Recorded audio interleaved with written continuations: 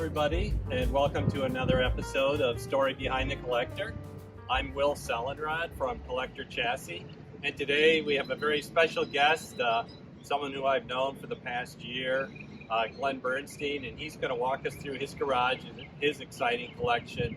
I think you're going to really enjoy it. So Glenn, would you like to come in here?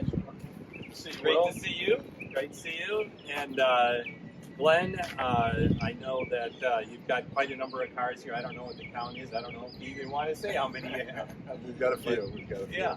So we're excited to go take a look. And with that, I guess we'll open the garage door. Okay. You've got a couple cars out here. Anything you want to say specifically about these cars here before we go inside? Well, we've got a 2015 Porsche Turbo S. A really great build, has just about every option you can think of. If you like yellow, it's very yellow, inside and out. And next to that is a 2012 Garage Volante. Aston Martin made that car for about a year and a half. And I think there were about 350 or 400 made. Maybe 200 of those made it to the United States, and about 150 of those, I think, are convertibles. Kind of a unique car. Yeah, and how bright is this, folks? Is this just not a car that gets your attention? It's kind of hard to go anywhere without hard to hide. They call that highlighter yellow. It's actually speed yellow, but they call it highlighter yellow. And then you have the speed yellow theme inside. Yeah. Can we open the door and take a look? If you want to bring the camera around here, and look how gorgeous that is inside there. Yeah, it's the black and about 11,000 miles, and I'm the second owner. I bought it from the original owner in Monterey, California, and it's got the two-tone seats and a lot of contrast stitching, so it's a cool car, and it's very fast. 0 to 60 in about 2.8. Oh, that's great. It's a quick car. And then you have the sunroof on it too. Yep, it's got the retractable sunroof. And you have a convertible over there. So do you have a preference between hardtop or convertible? Depends on the day. This morning I prefer the hardtop. Right now I like the convertible. We got a little rain this morning. So I love this garage. I love the color, and of course Aston Martin's always been famous for their leather interiors. So I'm anxious to see what the inside of this looks like. Yeah, this is a 2012 Garage Volante. Volante meaning the convertible version. Aston Martin made this car in the 90s and then discontinued it and decided to try to pick it up again in 2012. I think they made the car for about a year and a half and then felt that the car was too close to the DB9 and the other version of I'm not sure what model it was, but this car kind of fell in between. It was very similar to both, so they stopped production. They produced about 400. I think there were about 200 convertibles, Volantes made. And I think that there's maybe half or 150 so that came to the United States. I don't think there's many in this color combination. It's a very white interior with the blue. And can I open the door? Yeah, sure. And the wood is just beautiful on this. Oh yeah. So it's probably one of a handful of cars in this combination.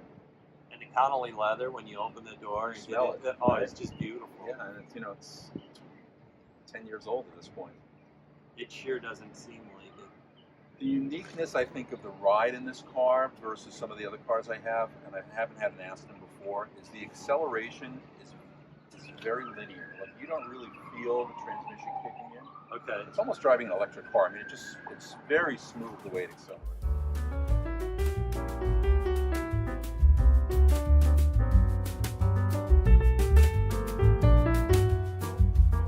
And this is, I have to say, one of my favorite cars, Glenn. You've driven this one. I did, and it stays with me to this day. I every so often will pull out that little video and look at it. It was a great memory for me. I really appreciate that opportunity. So let's learn a little bit more about this car, because to me it's very special. Yeah, well, it's the 930. It's in 1986 turbo, and all original engine, drivetrain. It's got about 300 horsepower, 288, I think, something like that. It's pretty quick. Not quick for today's standards, but it's for this vintage, it was a pretty fast car. And it's in really nice shape. It did have one repaint, but it's very clean. It's got the deep burgundy interior. It's a 4-speed. Yeah, come on around here and take a picture of this interior. It's beautiful inside.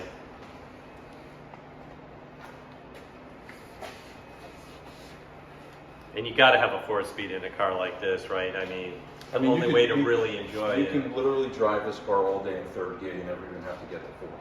Wow. It really moves. And it starts right up every single It starts time. right up, and the gear shift is like totally smooth. It's almost like the car's intuitive. It'll just pop itself into gear. And I've always loved the turbo. This vintage turbo is a car that I always really, saw on the road. Love to have one of those, and that was sort of the motivation. Styling is just timeless. I love these wide rear fenders here, and the way the wheels fit, the way the car sits. Yeah, I really like the white fruits here. You can get them in black, you can get them different colors. I think the white looks pretty cool. Yeah. And it just has such a nice feel when you're driving it on the road. I mean, it's so responsive. The steering is probably a little more responsive than the Mustang. Just a little bit. Yeah.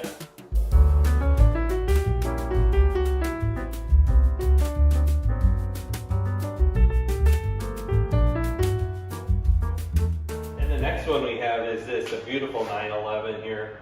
Glenn, let's tell us a little bit more about this car. This is a really beautiful color. Oh, thanks. Yeah, light metallic blue, ice blue metallic, and like the turbo, it's an earlier version of the 930, slightly less horsepower and smaller engine than the turbo.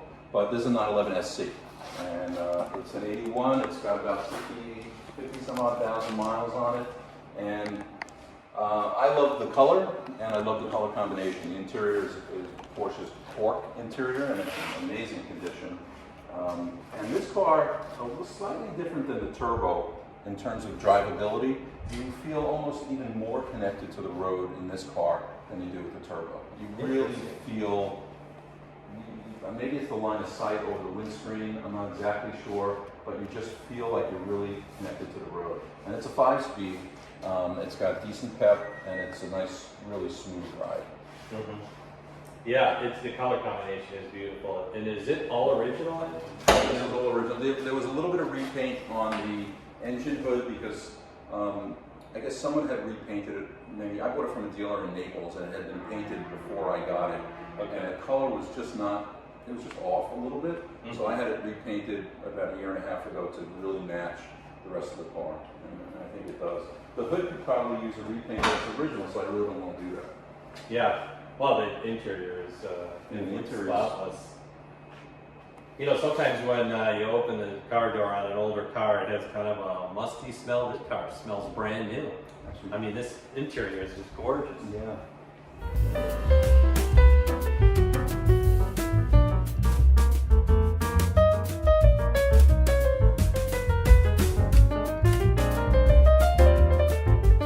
So this is the obviously a 289, correct? Correct. 289 with the 3-speed automatic transmission.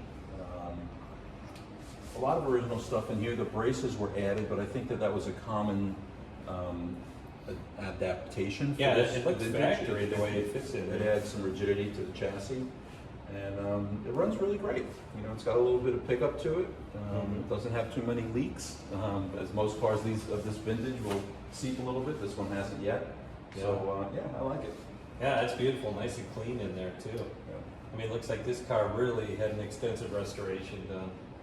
Yeah, this was from the frame up. Everything was done on this car. Yeah, and these are always a nice touch. The other fog lights. Yeah.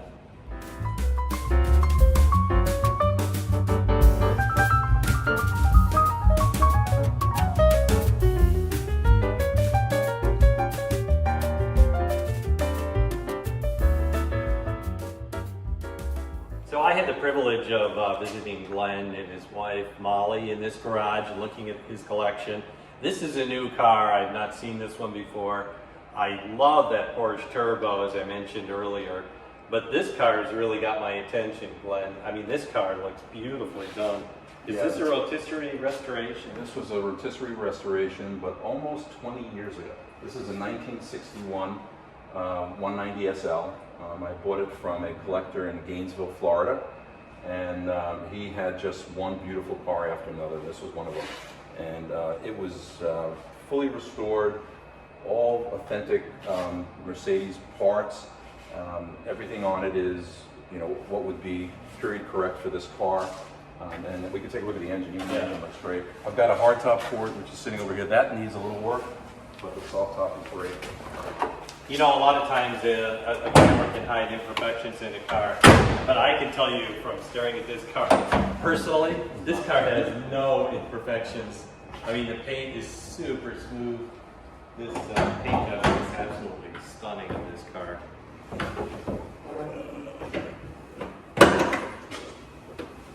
Wow. Old school, I have to put the arm on it. Yeah, that's beautiful. Again, very clean.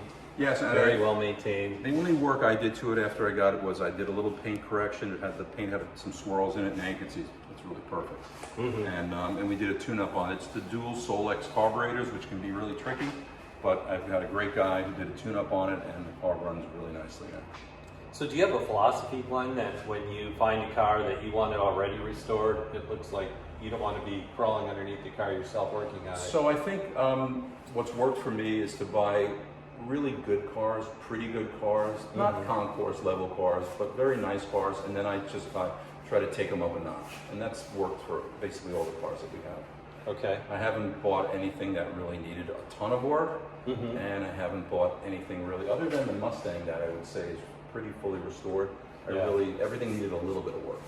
So everything that you've acquired, you're able to just immediately start enjoying, and then you can kind of do your own personal restoration on your own time. Yeah, they're all good. They're all good driving cars. I haven't bought anything that didn't drive and I had to fully mechanically and aesthetically.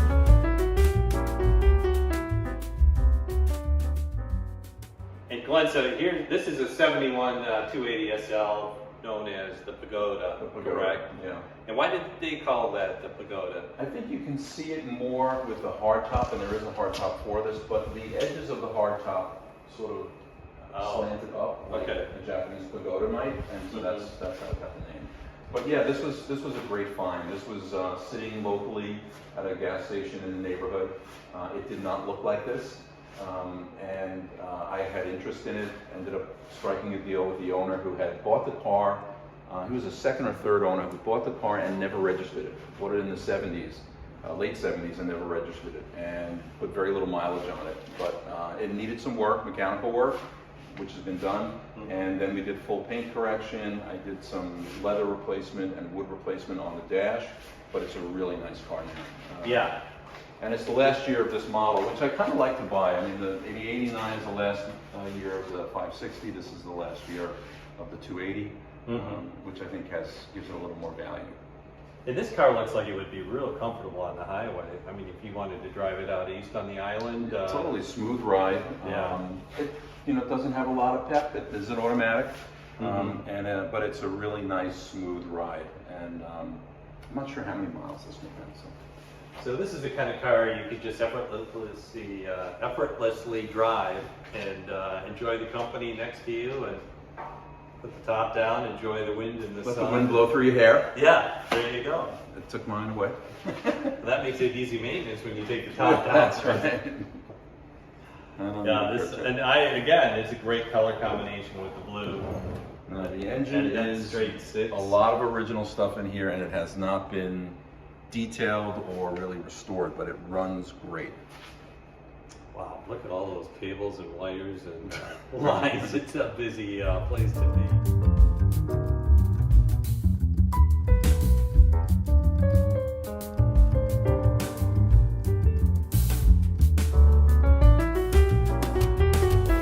So this is a 1994 Jaguar. It's a XJS, correct? XJS is the 6-cylinder. Bought this from a original owner in Scottsdale, Arizona, and I just always liked this body style. They were not always regarded as the best running cars. People said they had electrical issues and other issues. I've had zero issues with this car, and it's a super smooth ride. If you mentioned taking a ride out to the Hamptons, that's a car you want to drive out to the Hamptons. It's just a really nice cruiser. Is this an automatic in here then, Glenn? That's an automatic. Yep. Okay. Yeah, boy.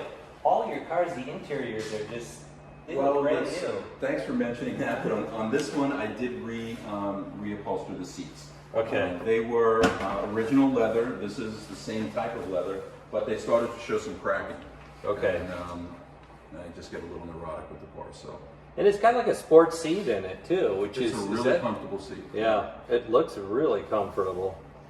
And firm too, so it looks like if you do some hard cornering, you can... And the suspension on this car is great, so you can do some hard cornering with it. And you know, it's deceiving because it doesn't look like a super sport car. It's really got some decent cap, and it really handles nicely. So up top, that's the first car, if you want to consider my collection, that's the first car I bought as a collection car. 1989 560 SL, the last year that they made that one. Bought it from the original owner out of Osage Beach, Missouri. And it's been an issue-free, wonderful car to drive since I've had it. I've had it in storage before I had this building. I had it in a storage room for months at a time, and I'd come in every now and then and turn the key and start right up. And you could drive it day one, and I've got a hard top for it, the original hard top. Interior is perfect. I had the seats redone on that one as well, though, because after a while the leather just dries out and it just starts to show its cracking and age. So, yeah. Well, this has got sentimental value then, obviously, because it's your first car of your collection, right? So, yeah, and on top of that, my youngest son has his eye on it, so that's going to go passed on. So, how long ago did you start collecting? How did it get started? You just did too much to drink one night, or? I have always loved cars, ever since I was a kid. Ever since my dad let me sit on his lap and drive his Hillman Minx. Okay. So I've just had a love of cars. I love the way they look. And so when I had the ability to pick up just an extra car that I could use, it was back in 2008. This was the first one that I bought.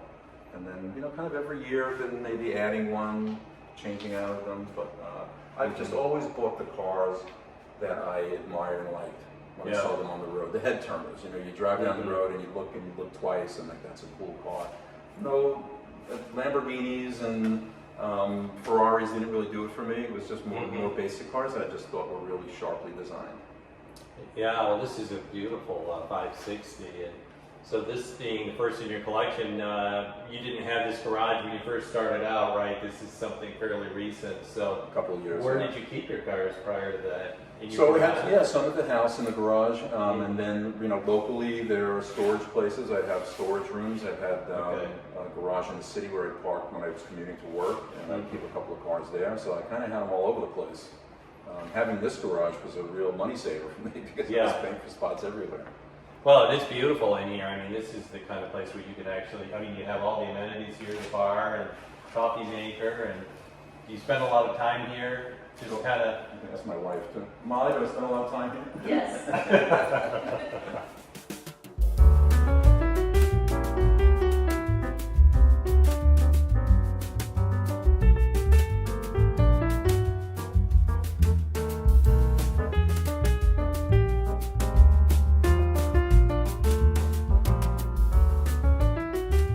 And this Mercedes here, when I look at it and I just look at all the chrome, all the detail, the wood, the leather, I mean, it's just a lot to take in. Yeah, and I think that's, chrome is one of the features that sort of has gone away from a lot of the new designs. And that's the thing, maybe that's one of the things that I found attractive about the older cars, because the chrome just really sets the color off and you know, makes you look at the car twice. This is a 1957 Mercedes 220S. I'm the second owner. I bought it from the original owner, who was in Boulder, Colorado. I can say he's the first and second owner because he owned it, then sold it to a neighbor, and then bought it back from his neighbor. Okay. I bought it from him. But this car, if you look inside, it's like a living room. I mean, these are all original leather seats. They're kind of cracked, but I don't want to change them. No, the patina's beautiful. It's really cool. And I love the wood. Is this walnut? Yeah, it's all walnut. It's not restored. I cleaned it up a little bit, but that's basically how this car came. The only thing that I did on this car was the top. Okay. I redid this top because the old top was very stained. And getting the parts, one of the parts that was missing, just an interesting story, is this little piece of chrome trim on the front. The original bonnet didn't have this. And this was probably the last one on the planet. I found this from a restorer in Germany. And he sent it over, it was pitted, it was awful. I sent it out for rechroming, but I don't think if that breaks, I can't get another one. That's a really nice touch. How did you find out about this? Just doing your research? This car? No, this chrome that goes here. Well, I use a local restorer to do interior leather and tops, and when he was looking at restoring it, he said there needs to be something on the front of this to hold the canvas down. They had it stapled to the, this actually is a piece of wood in here, and they had it stapled to the wood underneath. He said there needs to be something, there should be something there, and so then I did a little research in the some of the Mercedes forums, and I found that that was actually the part.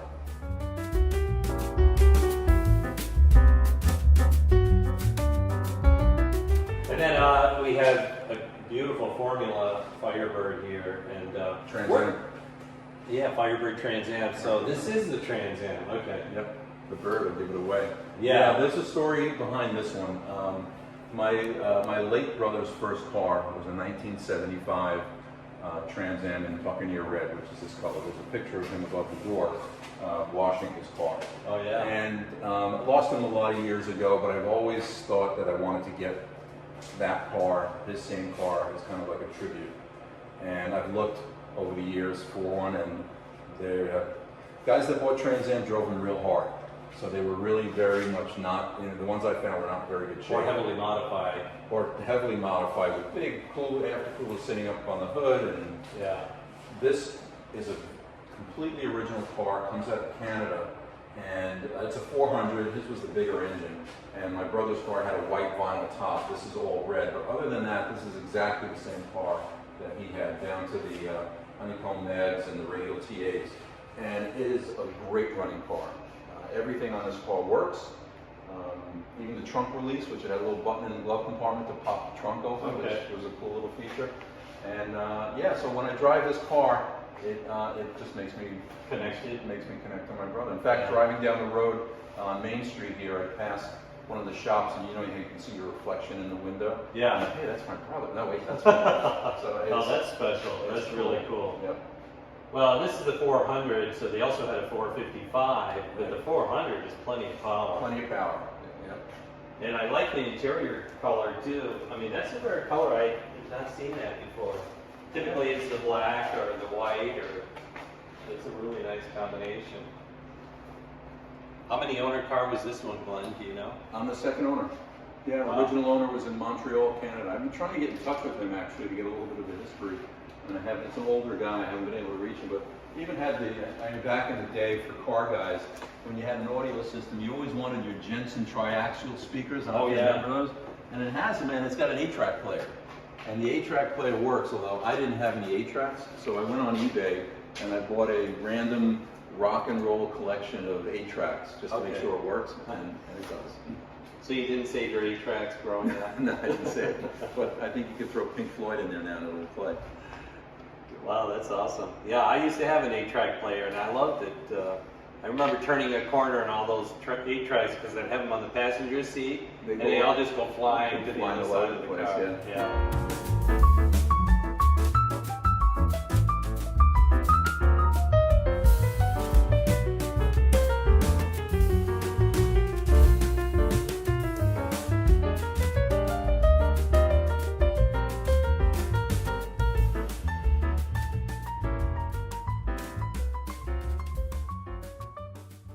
So I've owned a few Corvettes over the years, and I had a 73, which had the rubber nose, but the different back. So what year is this Corvette? This looks really nice. This is an 82. Okay.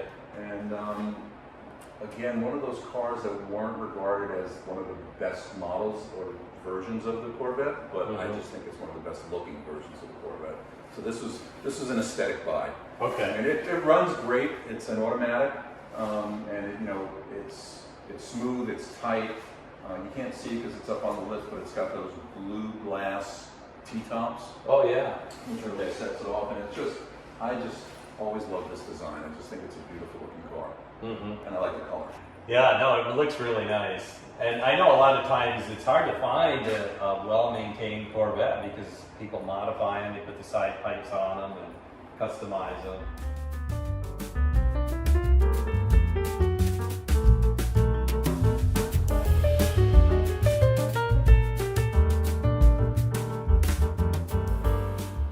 This is kind of an anomaly when I look and I see Porsches and muscle cars and all sorts of fancy cars, and here we have a Jeep Wagoneer. It's a beautiful design, a beautiful car. What made you want to go into a Wagoneer? So my wife and I have always noticed these on the road. I guess it's the wood trim and the classic look of it, and it gives you kind of a warm feeling looking at this car. So we looked around for one. I looked around for one and ended up finding this again. Bought it from the original owner. It's a 1990 Grand Wagoneer. Bought it from a farm sheep herder out in Kanab, Utah, by the name of Sam Jackson. And so when we refer to this car, we say, "Are you taking Sam for a ride?" We call it Sam. Okay. He was the original owner. It had 165,000. I think it's got 170,000 miles on it now. It runs great. And the nice, kind of cool thing about it, it was Sam and his wife. They never had kids, and the back seats were never satin. Oh, well, I had to take a look with it. Since then, they have been by my kids and by our dogs, but it's still pretty good condition. Yeah, I can attest. This looks really brand new. It's the old corduroy style seats. And it looks so comfy too. Yeah, it's a nice car. So this It's one got a lot of plush carpeting in this for a farm truck. Yeah. This is really plush. So this one we'll probably hang on to just because it's the second one I bought after I had the '89 Mercedes. This was the second kind of collector car that I bought. Even though I don't know if we thought of it as a collector car at the time. We just thought it was a cool car to have. But we love it. Well, and there's no rust on it that I could see, so it's clear Utah believes in sand or just a drier climate. Well, what you find in this car is prairie dust.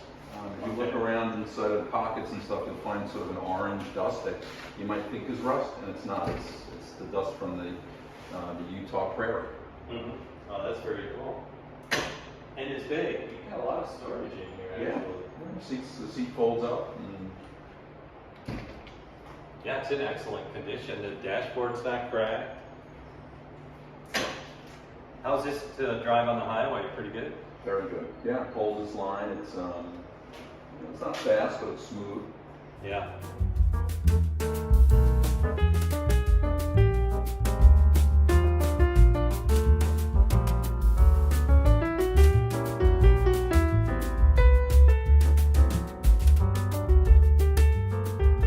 Well, everybody, like all great episodes, this one is coming to a close. And Glenn, we really appreciated your time and you and Molly opening up your garage and sharing your collection with us. It's just some fantastic cars, great stories behind each car. And I think you did a wonderful job of telling the story about each car. And that's kind of what our whole site is all about.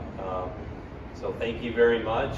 Is there anything you'd like to add or comment on? Thank you for being here, and thank you for displaying the collection. Absolutely. And I encourage anyone who wants to collect cars.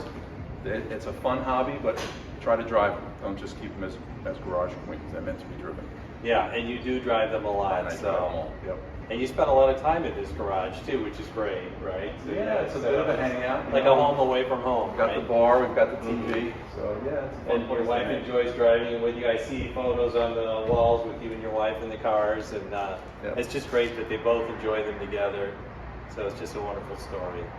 Thanks. So thanks. Thank you.